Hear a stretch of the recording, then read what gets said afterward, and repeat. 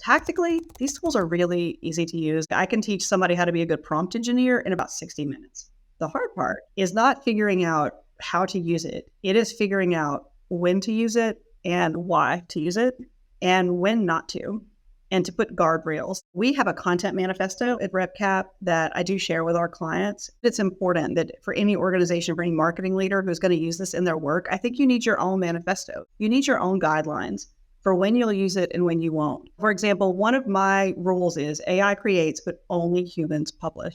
Under no circumstances will we automate a thing where AI generates content and it automatically publishes. My other rule is uncover your blind spots, don't amplify them.